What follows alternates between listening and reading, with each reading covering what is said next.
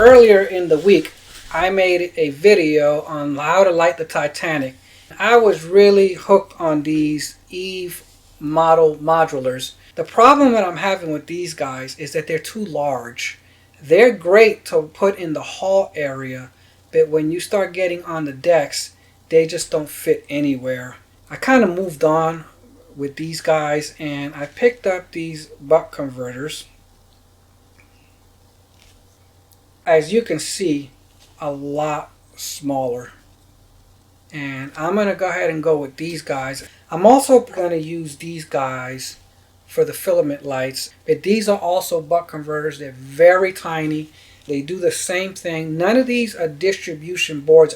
So I picked up a distribution block with no circuitry on it. So 12 volts in, 12 volts out. Let's look at the diagram so you can get an idea how all this power is going to flow. Here is the diagram. As you can see, here are the two LED strips, and they will be connected using these compression tees, so I don't have to do much soldering. New distribution block. You can see that there's no circuitry, so 12 volts in means 12 volts out, and I did label the 12 volts on each buck converter. These are more than likely the lights that I will be using. On the left side here, you can see the ceiling lights that I'll be using with the Woody model detail kit. Now you notice there's this gray bar here. This is copper tape that I'll show you how I'm going to connect these LED micro wired lights right onto the copper tape. Now what I did over here, these are the interior lights. I just set an array here so you can see what it looks like. These are the filament lights that I'll be using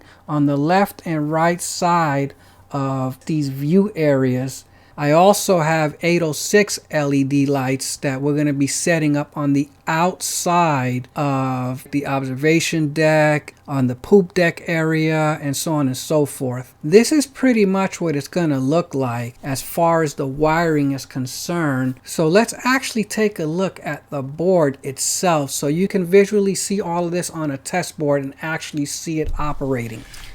So now that we took a good look at the diagram, here is the actual test board itself. You can see it's pretty much similar to what the diagram is, so I'm not going to get too into detail, but these are the actual buck converters installed. Here is how I wanted to distribute power instead of having wires going all over the place. So what you see here is a series of copper tape. I mentioned earlier that I was going to use copper tape instead of having wires running all over the ship itself. The other thing is this tape is very hard to take off.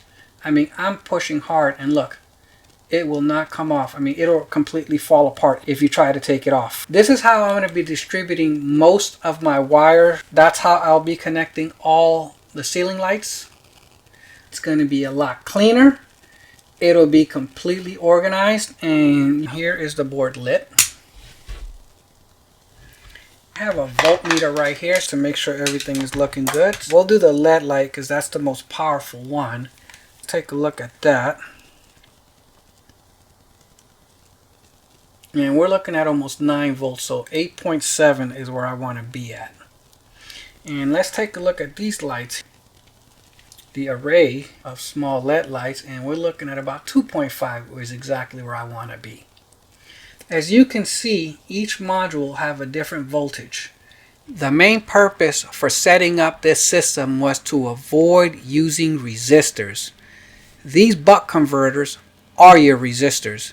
Resistors get really hot, and I'm not comfortable bunching a stack of resistors, possibly causing some type of meltdown on this build.